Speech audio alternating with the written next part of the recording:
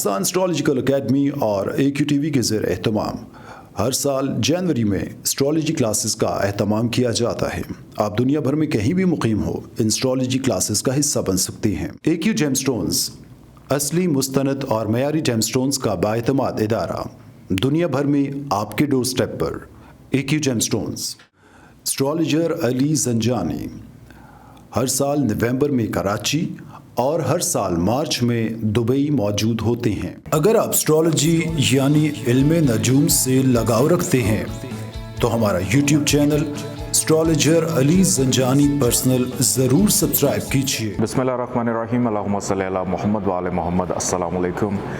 Astrology की class के साथ आप लोग की खिदमत में हाज़िर हूँ। आज से एक नए सिलसिले का आगाज़ है। पहले 6 माह हम लोगों ने एस्ट्रोलॉजी की जो बेसिक्स हैं, फंडामेंटल्स हैं, वो सारी हम लोगों ने सीखी, समझी और उसके बाद एक नई डायरेक्शन की तरफ अब हम लोग जा रहे हैं, जिसको आप एडवांस एस्ट्रोलॉजी भी कह सकते हैं या इसी से एक स्टेप और आगे। एस्ट्रोलॉजी एक ऐसा इल्म है कि इसको कहा जाता है कि ये विद्या सागर है, यानी तमाम अलूम की माँ है। इसके अंदर डेप्थ इतनी ज़्यादा है कि ये हर इंसान को उसकी ज़िंदगी में होने वाले जो भी इवेंट्स हैं उसके हवाले से एक बेहतरीन रहनुमाई देती है।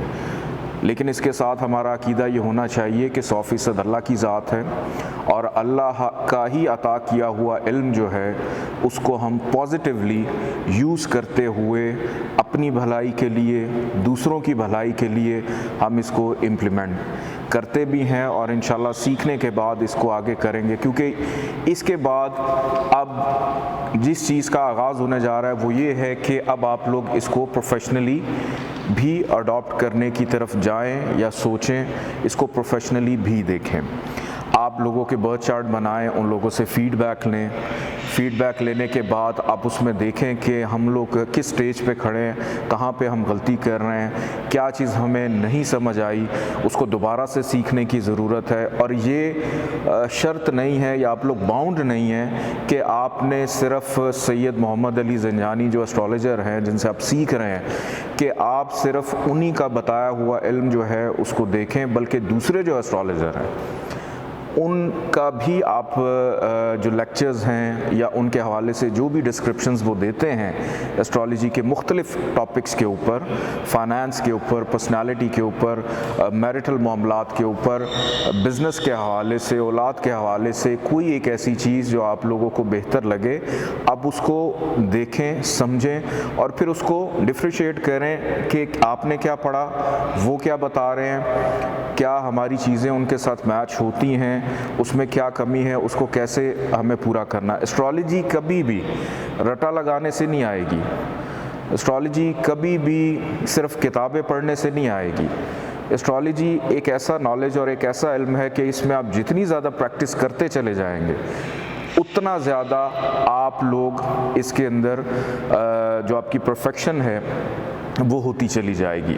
ये बिल्कुल ऐसे ही है कि जैसे आप लोग गाड़ी चलाना सीखते हैं। गाड़ी चलाना कुछ लोग जल्दी सीख जाते हैं, कुछ लोगों को थोड़ा सा टाइम लगता है, लेकिन जिस सवारी के ऊपर आप लोग बैठे हैं अब उस सवारी को तैयार करने के लिए कुछ ऐसे इंजीनियर्स भी हैं जो उसकी तमाम फंडामेंटल्स को एक डिग्री कंप्लीट कर लेने के बाद आप तक वो प्रोडक्ट लेके आते हैं जिसको आप लोग यूज़ करते हैं, जिसको आप लोग ड्राइव करते हैं। तो एस्ट्रोलॉजी के जितने भी मेन फंडामेंटल्स हैं वो अब आप लोगों को पता चल चुके हैं। अब आपने इसको ड्राइव करना है।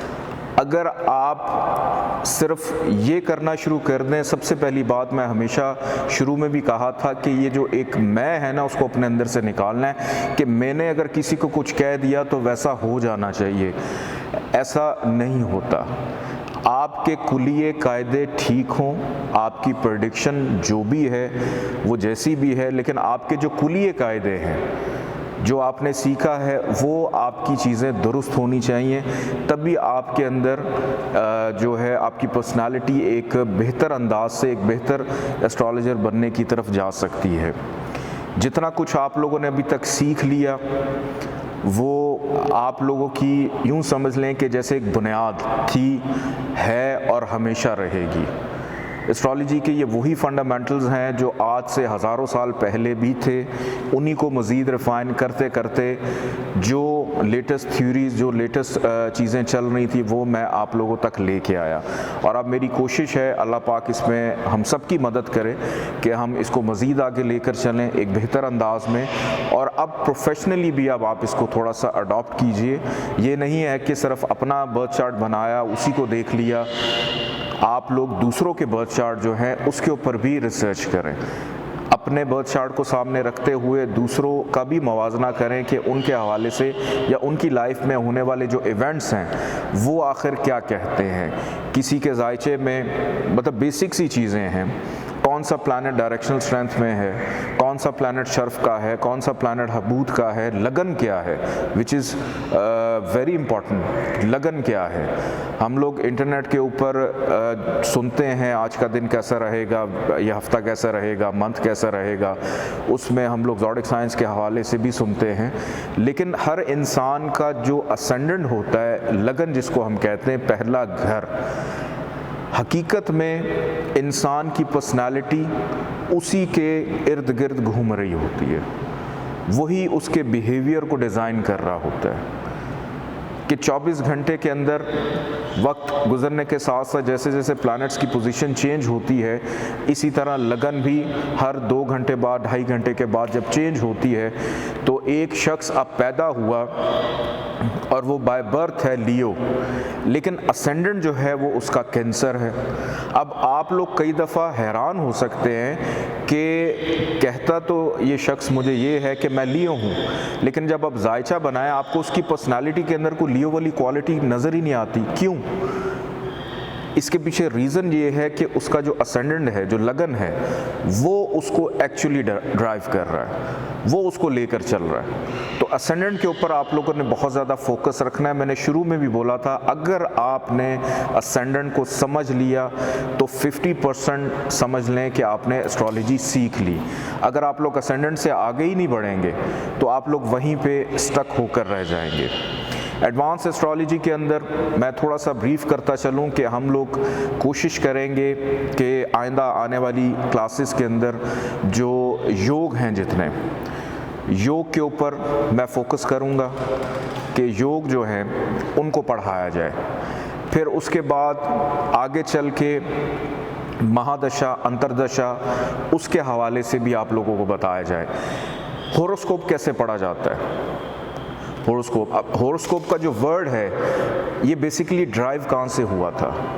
होरोस्कोप का जो वर्ड है, कदीम ज़मानों के अंदर जो उस ज़माने के डॉक्टर्स थे या हकीम थे, अभी भी डॉक्टर्स आपको एक पेपर के ऊपर एक नुस्खा लिख कर दे देते हैं कि आपकी बीमारी की तशख़ीस करते हुए आपको रेमेडीज़ लिख कर दे सकते हैं, लिख कर दे देते हैं कि आपने ये अद्वियात इस्तेमाल करनी है, इन चीज़ों से परहेज़ करना है, इतने दिन तक परहेज़ करना है। अगर नहीं करेंगे शुगर हो सकती है, नहीं करेंगे ब्लड प्रेशर हो सकता है, किडनी इन्फेक्शन हो सकता है, स्टमक की प्रॉब्लम हो सकती है, फ्लू हो सकता है या कोई भी बीमारी। तो डॉक्टर्स, हकीम पुराने ज़माने में जब वो नुस्खा लिख कर देते थे एक इंसान की बॉडी को बैलेंस करने के लिए, तो उस ज़माने में उसको होरोस्कोप कहा जाता था। और आज के दौर में एस्ट्रोलॉजी के अंदर जब हम लोग बता रहे होते हैं या कोई भी एस्ट्रोलॉजर बता रहा होता है कि आपके लिए आने वाली ज़िंदगी में अगर आप इन चीज़ों से या अब बच जाएं, रेमेडीज़ करें, प्रिकॉशंस करें, तो वो भी बेसिकली वही चीज़ बनती है। तो ये बेसिकली वहाँ से ड्राइव हुआ था। आज की हमारी जो क्लास है इसके अंदर हम लोग जैसे मैंने बताया कि हम योग पढ़ेंगे, महादशा, अंतरदशा पढ़ेंगे, होरोस्कोप पढ़ेंगे, और सबसे इम्पॉर्टेंट चीज़ मेरी पूरी कोशिश होगी कि हम लोग दिसंबर तक जो प्लैनेट्स की एक दूसरे के साथ नशिस्त है, कंजक्शंस हैं, उसको भी हम लोग पढ़ें कि अगर एक घर के अंदर एक से ज़्यादा प्लैनेट्स हों तो वो क्या असरात देते हैं। ये बड़ी इम्पॉर्टेंट चीज़ होगी जो कि हम लोग थोड़ा सा आगे जाके पढ़ेंगे, लेकिन उससे पहले मज़ीद अभी कुछ बेसिक्स क्लियर होने की अशद ज़रूरत है। आज हम लोग जो पढ़ने जा रहे हैं ये वर्ड ऑलरेडी आप लोग पहले सुन चुके हैं। आप लोगों को मैं कुछ हद तक बता भी चुका हूँ, लेकिन आज हम इसको डिटेल से पढ़ना शुरू करेंगे।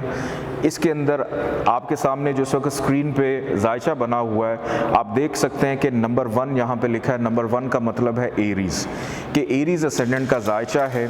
और एरीज असेंडेंट के अंदर हम लोग देखेंगे कि पंच महापुरुष योग जो है वो कैसे लगता है, किस तरह से लगता है। इसके बाद हम टॉरस भी पढ़ेंगे, जेमिनी भी पढ़ेंगे, हम पाइसेस तक तमाम असेंडेंट्स को पढ़ेंगे कि उसके अंदर होने वाले जो पंच महापुरुष योग हैं वो कब, किस वक्त और कैसे लगते हैं, और उसका इम्पैक्ट जो है वो एक ह्यूमन लाइफ के ऊपर क्या होता है। पंच महापुरुष योग बेसिकली ये एक पॉजिटिव योग है, या आसान लफ्ज़ों में इसको राजयोग कहा जाता है। राजयोग से आप लोग समझ सकते हैं कि एक ऐसा योग जो इंसान की नॉर्मल ज़िंदगी को उससे आगे ले जाए, मतलब एक ऐसा योग जो नॉर्मल लाइफ से उसको अबव ले जाए। जिस किसी के जायचे के अंदर पंच महापुरुष योग लगा होता है उसकी पर्सनालिटी, उसका लिविंग स्टाइल नॉर्मल जायचे की बजाय थोड़ा सा मज़ीद बेहतरी की तरफ होता है। लेकिन यहाँ पर भी एक चीज़ देखना बहुत ज़रूरी है। अगर किसी के जायचे में पंच महापुरुष योग लगा है, और मैं आपसे ये कह रहा हूँ कि जी ये बड़ा अच्छा योग है, आप एक किसी बंदे का जायचा बनाएं, उसके जायचे में पंच महापुरुष योग लगा हुआ है, और आप कहें कि चलाता तो ये रिक्शा है लेकिन योग ये राजयोग लेके घूम रहा है, ये क्या बात है। तो यहाँ पर फिर वही चीज़ आ जाती है कि डिग्री वाइज उसकी जो स्ट्रेंथ है, जो ताकत है, वो देखना भी बड़ा इम्पॉर्टेंट है। अगर डिग्री वाइज उस योग में ताकत ही नहीं तो फिर वो योग किसी काम का नहीं होगा। उस योग को ताकत देना बहुत ज़्यादा ज़रूरी है। पंच महापुरुष योग जो है 5 ऐसे प्लैनेट्स हैं जिनको ये योग लगता है, जिसके अंदर सबसे पहले मरीख है, उसके बाद अतारद है, उसके बाद जुपिटर है, उसके बाद वीनस है और सैटर्न है। इन 4 प्लैनेट्स के जो हाउसेस होते हैं उनको पंच महापुरुष योग लगता है। किस तरह से लगता है ये मैं आपको अभी एक्सप्लेन करूंगा। और 4 ऐसे प्लैनेट्स हैं, यानी 2 प्लैनेट्स हैं और 2 शैडोज़ हैं। शम्स, कमर, सन, मून और राहु केतु को पंच महापुरुष योग नहीं लगता। और पंच महापुरुष योग कहाँ पे लगता है? आप जब भी किसी का जायचा बनाएंगे तो अंदर वाले जो केंद्र के घर होते हैं, जो 4 घर हैं औताद के, जब कोई भी प्लैनेट अपने ही घर में आ जाए लगन में,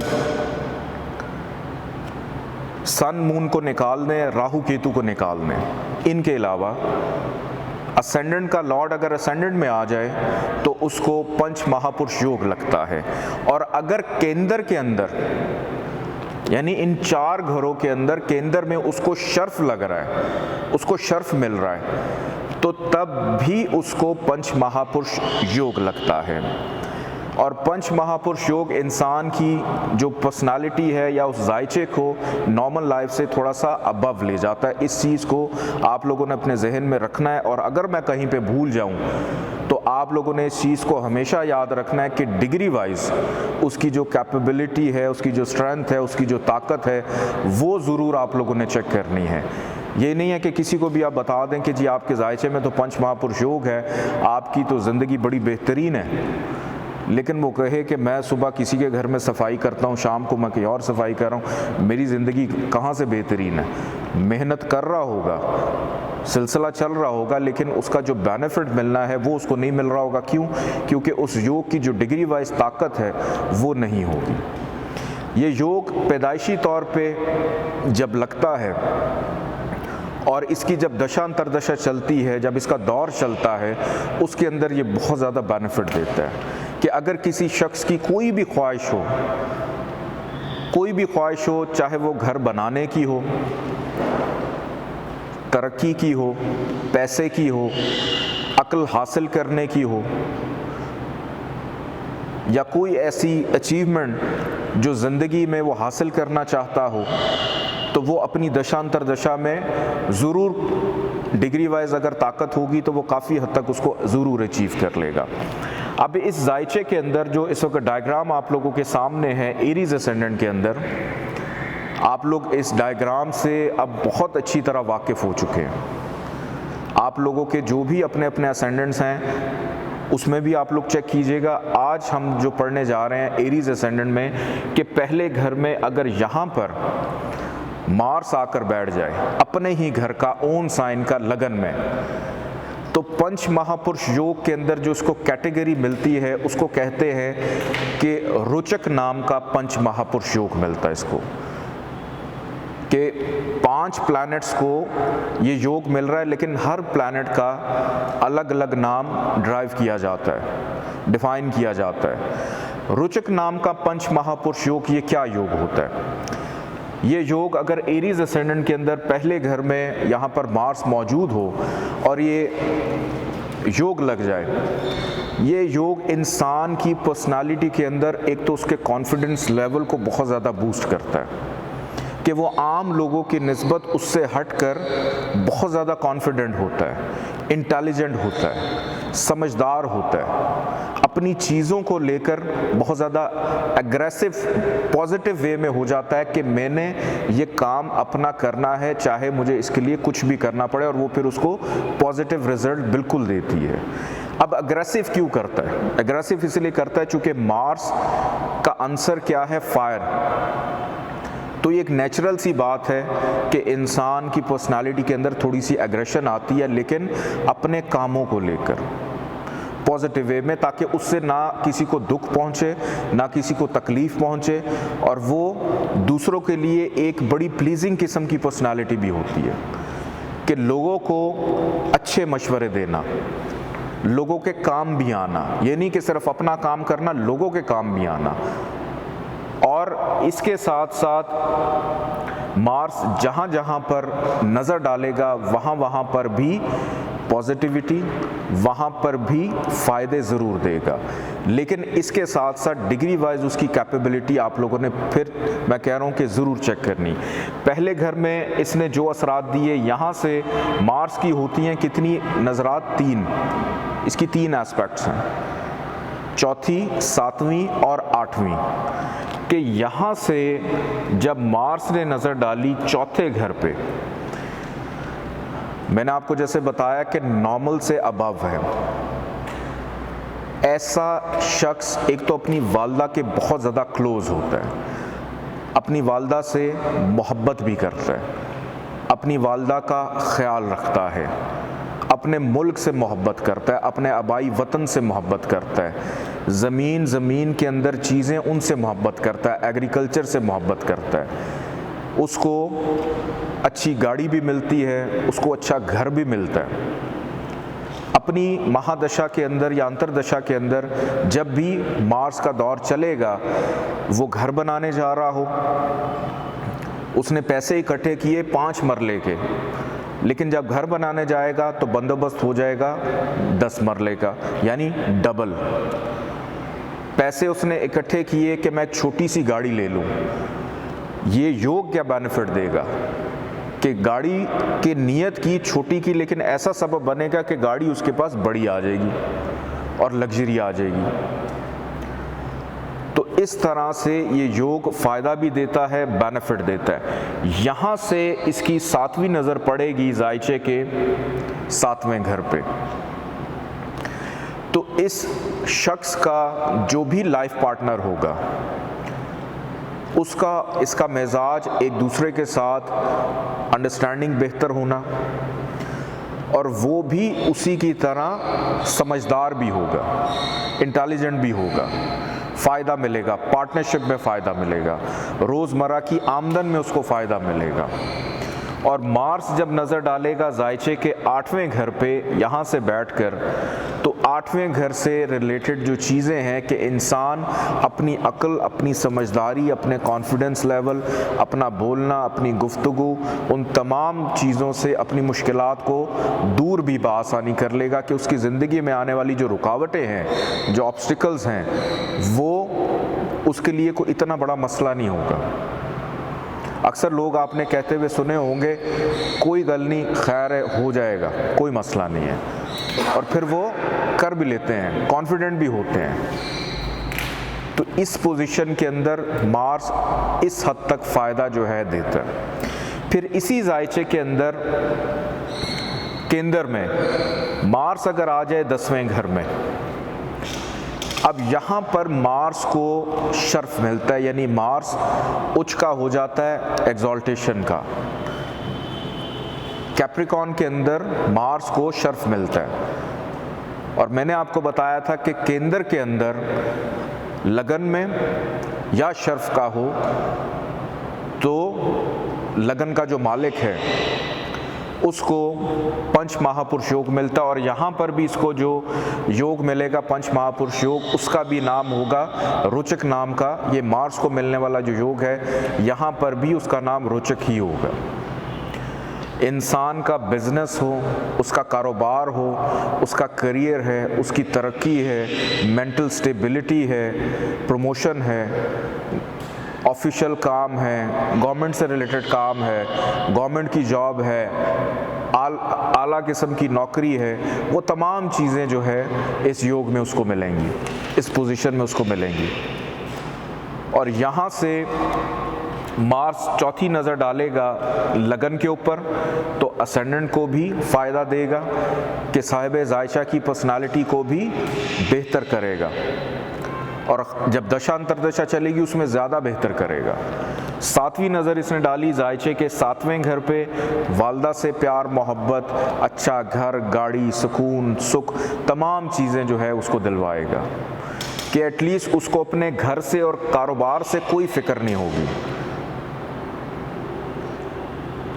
कोई उसको फ़िक्र नहीं होगी। और यहाँ से डालेगा जब 8वीं नज़र 5वें घर पे, तो बेटे के योग को कंफर्म कर देगा। फिर मोहब्बत में आसानी देगा, स्टमक रिलेटेड प्रॉब्लम्स नहीं आएगी, अनसर्टेन लॉस नहीं उसको होने देगा, उसको अनसर्टेन गेन दिलवाएगा, उसको इनाम, प्यार, मोहब्बत मुख्तलिफ लोगों से, ऐसे लोगों से भी जो शायद उसके लिंक्स में भी ना हो, कि जहाँ जाएगा उसको वहाँ से भी प्यार मोहब्बत मिलेगा। तो इतना ज़्यादा फ़ायदा जो है ये योग देता है। पंच महापुरुष योग की सिंपल सी डेफिनेशन ये होती है कि ये एक आम से जायचे को बेहतर कर देता है, और अगर एक जायचे के अंदर 2 इकट्ठे पंच महापुरुष योग लग जाए तो ऐसा शख्स फिर किस्मत का बहुत ज़्यादा लकी साबित होता है कि 2 योग एट अ टाइम अगर लग जाएं। अब इसी जायचे के अंदर केंद्र के अंदर अब एक 10वां घर जो है वो ज़ुहल के पास भी है। ज़ुहल के पास 10वां घर भी है, 11वां घर भी है। हम बात कर रहे हैं केंद्र की। एरीज असेंडेंट के अंदर एक तो मार्स को पंच महापुरुष योग लगता है, और दूसरा जो योग है वो लगता है ज़ुहल को, यानी सैटर्न को, इसको लगता है।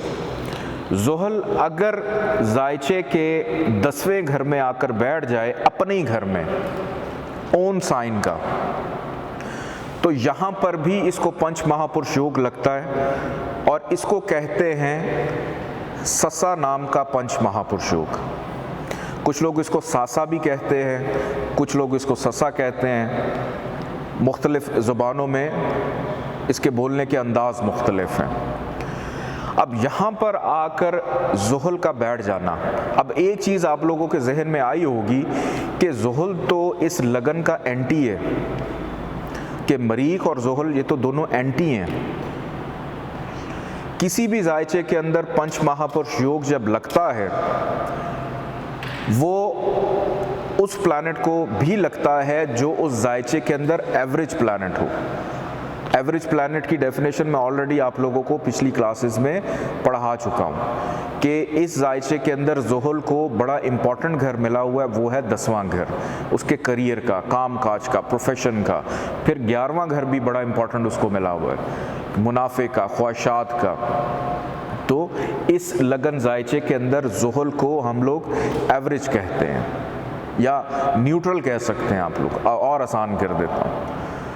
तो इस जायचे के अंदर ज़ुहल को ससा नाम का पंच महापुरुष योग लगता है कि ऐसा शख्स साहिब जायचा पैदाइशी एतबार से ही उसकी पर्सनालिटी में रोब भी होगा, दबदबा भी होगा, उसके करियर, कामकाज, प्रोफेशन के अंदर बड़ी बेहतरी होगी।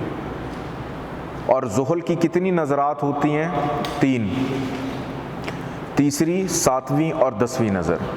यहाँ से बैठकर ज़ुहल जब तीसरी नज़र डालेगा 12वें घर पे, तो 12वें घर पे के करियर का मालिक यहाँ पर बैठा है और ससा नाम का पंच महापुरुष योग लेकर बैठा है, नज़र डाल रहा है 12वें घर पे। 12वां घर है बैरून मुल्क का भी, कि ऐसा शख्स बैरून मुल्क सेटलमेंट भी बासानी कर सकता है, ऐसा शख्स बैरून मुल्क से पैसा भी ला सकता है बासानी, या आते होंगे उसको, या ऐसे शख्स का इंपोर्ट एक्सपोर्ट का बिज़नेस हो तो उसमें उसको बहुत ज़्यादा फ़ायदा होता है कि अपनी दशांतर दशा के अंदर उसके पास अपने आबाई मुल्क को छोड़कर बैरून मुल्क से भी पैसे आना शुरू हो जाते हैं और उसमें उसको ज़्यादा बेनिफिट मिलता है। क्यों? क्योंकि करियर का मालिक जाकर बैरून मुल्क में जाके बैठ गया। यहाँ से 7वीं नज़र ज़ुहल की पड़ी चौथे घर पे, तो चौथे घर पे ज़ुहल जब आकर बैठा, और इसने जब नज़र डाली, तो घर के लिए, वालदा के लिए, घर के सुख के लिए, उन तमाम चीज़ों के लिए बहुत अच्छा हो जाता है। 10वीं नज़र इसने डाली जायचे के 7वें घर पे। 7वें घर में जब ज़ुहल आकर बैठा, यहाँ पर ज़ुहल ने जब नज़र डाली, अभी ज़ुहल ने इधर भी आके बैठना है, वो भी मैं आपको बताता हूँ कि ज़ुहल की यहाँ से जब 10वीं नज़र 7वें घर पर पड़ेगी और ये योग लेकर बैठा है लाइफ पार्टनर। ज़ुहल का मैंने आपको बताया था एक मौल्लम स्यारा होता है कि ऐसे लोग जिनका ज़ुहल के साथ कोई ना कोई कनेक्शन हो और पॉजिटिव वे में हो, तो ऐसे लोग अपने असूलों के बड़े पक्के होते हैं। तो ऐसे शख्स की जो भी लाइफ पार्टनर होगा वो उसके लिए पॉजिटिव वे में बहुत अच्छा होगा, उसका पार्टनरशिप जिसके साथ भी करेगा वो बड़ी बेहतरीन होगी, डेली वेजेस में उसको फ़ायदा मिलता रहेगा। अब हम बात करते हैं इसी केंद्र के अंदर ज़ुहल आकर बैठ जाता है जायचे के 7वें घर में। अब 7वां घर लिब्रा में ज़ुहल को शर्फ मिलता है, एग्जॉल्टेशन का हो जाता है, यानी उच्च का हो जाता है। अब यहाँ पर भी इसको ससा नाम का पंच महापुरुष योग मिलेगा। ये भी सिर्फ एरीज एसेंडेंट की बात हो रही है, ये हर जायचे में नहीं होगा। मैं हर लगन का जायचा आप लोगों को बताऊंगा कि किस लगन के अंदर कौन कौन से प्लैनेट को ये योग मिलता है। एरीज एसेंडेंट के अंदर मार्स को और सैटर्न को, इन 2 प्लैनेट्स को ये योग मिलता है। लाइफ पार्टनर बड़ा बेहतरीन, असूलों का पक्का, शर्फ का आकर बैठ गया। और यहाँ से तीसरी नज़र इसने डाली 9वें घर पे, वालिद के लिए बेहतर हो गया, मज़हब का मानने वाला हो गया, फ़ॉरेन ट्रैवलिंग करता होगा, फिर नसीब उसका बेहतर होगा। और शादी के बाद, चूँकि ये योग लगा हुआ है कहाँ पे जाके, लाइफ पार्टनर के घर में, शादी के बाद यहाँ से नज़र डाल रहा है 9th हाउस पे, तो उसकी लक, उसके नसीब को मज़ीद बेहतर कर देगा। पार्टनरशिप अगर किसी खुद कुछ नहीं, उसका कुछ भी नहीं चल रहा, ये योग लगा हुआ है, इंडिविजुअली कुछ भी करने जा रहा है, उसको इतना बेनिफिट नहीं हो रहा, लेकिन किसी के साथ पार्टनरशिप करेगा, शराकतदारी करेगा, तो उसमें उसको डेफिनेटली फ़ायदा मिलना शुरू हो जाएगा। फिर उसके बाद यहाँ से नज़र डाली 7वीं इसने असेंडेंट के ऊपर, इंसान खुद बड़ा बाअसूल हो जाएगा अपनी ज़ात के लिए, अपने असूलों के लिए, दूसरों के लिए, माशरे के लिए। फिर यहाँ से 10वीं नज़र इसने डाली जायचे के 4थे घर में, और 4थे घर पे जब इसकी नज़र पड़ेगी तो घर का सुख, ज़मीन जायदाद, प्रॉपर्टी का सुख, वालदा का सुख, ये तमाम चीज़ें उसको मिलेंगी। यहाँ पर अगर इसी लगन के अंदर यहाँ पर ज़ुहल को डायरेक्शनल स्ट्रेंथ भी मिलती है कि एक तो डायरेक्शनल स्ट्रेंथ भी मिल गई, शर्फ का भी हो गया, और पंच महापुरुष योग भी उसको ससा नाम का मिल गया। तो 3 चीज़ें यहाँ पर ज़ुहल को मिल जाती हैं। तो ऐसा शख्स जितना मर्जी नीचे गिर जाए, लेकिन किस्मत उसको खाना पीना पहनना हमेशा अच्छा देती रहेगी। तो अगर किसी जायचे के अंदर मार्स को भी पंच महापुरुष योग मिल जाए और ज़ुहल को के एक लगन में 2 योग मिल जाएं, तो ऐसा शख्स अपनी ज़िंदगी में जितना मर्जी नीचे गिर जाए, जितना मर्जी वर्स्ट कंडीशन में चला जाए, लेकिन उसको कहीं ना कहीं बेनिफिट, फ़ायदा, एक अच्छी ज़िंदगी, अच्छा खाना पीना, अच्छा पहनना, हर चीज़ उसको मिलती रहती है कि उसके जितने मर्जी मुखालिफ हों, जितने मर्जी हासिदीन हों, जितना मर्जी उसके ऊपर कुछ जादू टोना कर दें, वो उन चीज़ों से बआसानी निकल जाता है। 12वां घर जादू टूने का भी है, नज़र बद का भी है, हासिदीन का भी है, दुश्मनों का भी है। तो जहाँ बैठा है उसके लिए भी अच्छा हो गया, जहाँ देख रहा है उन घरों के लिए भी अच्छा हो गया। चाहे उस घर का जो भी प्लैनेट है कहीं पे भी है, वहाँ पे भी डिग्री वाइज ताकत रखता हुआ कोई ना कोई बेनिफिट ज़रूर पहुँचाता रहेगा। और अगर साथ ही उसकी दशा चल पड़ी, और अगर आप अपनी ज़िंदगी के किसी ऐसे दौर से गुजर रहे हैं, जैसे आप एजुकेशन हासिल कर रहे हैं, या आपको उसमें फ़ायदा देगा, आपकी शादी है, मैरिज है, उसमें फ़ायदा देगा, आपका बिज़नेस सेटलमेंट है, उसमें फ़ायदा देगा, औलाद में फ़ायदा देगा, फिर घर, प्रॉपर्टी, ज़मीन, जायदाद, ख्वाहिशात, इन तमाम चीज़ों में, सोशल एक्टिविटीज़ में, सियासी सरगर्मियों में, कुलीग्स के साथ, हर चीज़ के अंदर आपको ये योग बहुत ज़्यादा फ़ायदा और बेनिफिट देता है। बहुत शुक्रिया। अल्लाह हाफ़िज़।